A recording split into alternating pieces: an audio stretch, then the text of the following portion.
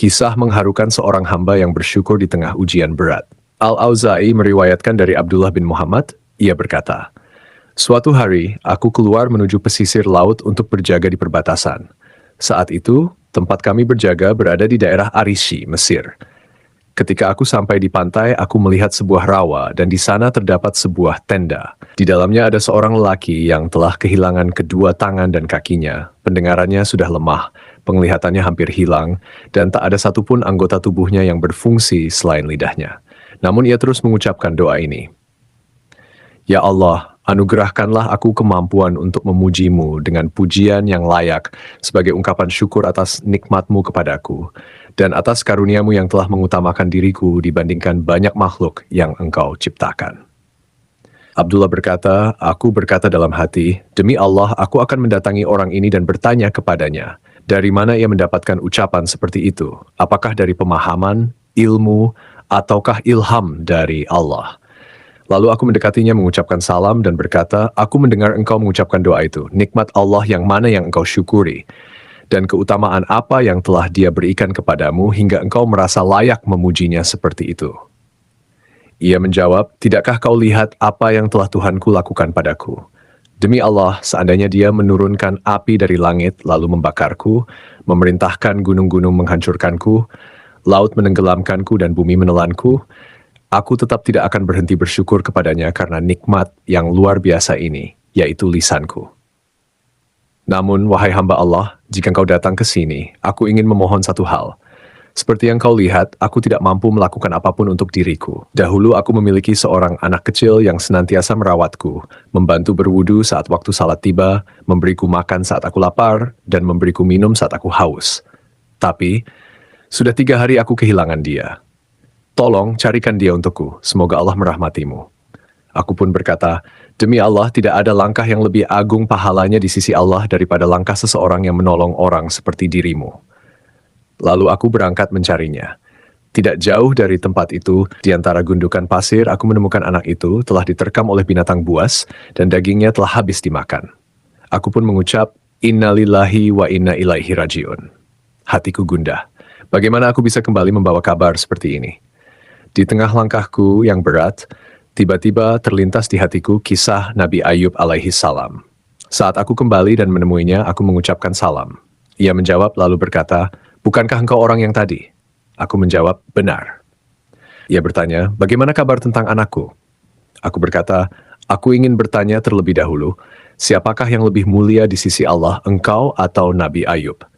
Ia menjawab, "Tentu saja Nabi Ayub." Aku bertanya lagi, "Tahukah engkau ujian yang Allah timpakan kepadanya, harta, keluarga, dan anak-anaknya semua hilang?" Ia menjawab, "Ya." Aku bertanya, "Bagaimana sikap Ayub terhadap Tuhannya?" Ia menjawab, "Ia tetap sabar, bersyukur, dan memuji Allah." Aku melanjutkan, "Namun Allah tidak langsung meridhainya, bahkan Dia menjauhkan Ayub dari kerabat dan orang-orang tercintanya." Ia mengangguk, "Benar." Aku bertanya lagi, "Bagaimana sikapnya kepada Tuhannya?" Ia menjawab, "Ia tetap sabar, bersyukur, dan memuji Allah." Aku menambahkan, Allah tidak juga meridhainya hingga menjadikan tubuhnya sasaran cemoohan orang-orang yang berlalu lalang. Ia berkata, "Ya, aku tahu." Aku bertanya, "Dan bagaimana ia saat itu di hadapan Tuhannya?" Ia menjawab, "Ia tetap sabar, bersyukur, dan memuji Allah. Ringkaslah, semoga Allah merahmatimu." Aku pun menundukkan kepala dan berkata pelan, "Anakmu, yang engkau minta aku carikan itu. Aku menemukannya telah diterkam binatang buas dan dimakan. Semoga Allah membesarkan pahalamu dan menganugerahkan kesabaran kepadamu." Ia terdiam sejenak, lalu berkata, "Segala puji bagi Allah yang tidak menciptakan dari keturunanku seorang pun yang bermaksiat kepadanya, hingga kelak disiksa dalam api neraka." Kemudian ia mengucapkan, "Inna lillahi wa inna ilaihi rajiun," menarik napas panjang, dan wafat. Aku pun menangis. Sungguh besar musibahku. Jika aku tinggalkan jenazah ini, ia akan dimangsa binatang buas. Tapi jika aku menetap, aku pun tak mampu berbuat banyak. Maka aku menutup tubuhnya dengan kain yang ada dan duduk di dekat kepalanya, menangis. Tiba-tiba datang 4 orang lelaki. Mereka bertanya, "Wahai hamba Allah, apa yang terjadi? Ceritakanlah padaku kisahmu." Aku pun menceritakan semuanya. Mereka berkata, "Bukalah penutup wajahnya. Barangkali kami mengenalnya." Ketika aku membukanya, mereka langsung tersungkur mencium matanya dan berkata, "Inilah mata yang selalu tertunduk dari hal-hal yang haram. Inilah tubuh yang senantiasa bersujud di malam hari saat manusia terlelap. Aku bertanya, siapa dia? Semoga Allah merahmati kalian. Mereka menjawab, ini adalah Abu Kilabah Al-Jarmi, murid dari Ibnu Abbas. Ia adalah orang yang sangat mencintai Allah dan Rasul-Nya. Kami pun memandikannya, mengkafaninya, menyalatinya, dan menguburkannya. Setelah itu mereka kembali dan aku pun kembali ke tempat tugasku. Malam pun datang.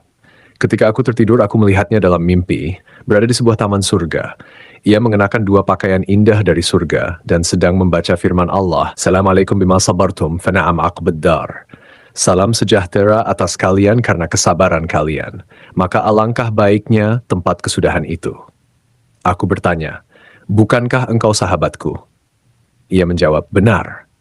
Aku bertanya, dari mana engkau mendapatkan semua ini? Ia berkata, sesungguhnya Allah memiliki derajat-derajat yang tidak bisa diraih kecuali dengan kesabaran saat tertimpa musibah, rasa syukur terhadap kenikmatan, dan rasa takut kepadanya dalam kesendirian maupun di hadapan orang lain.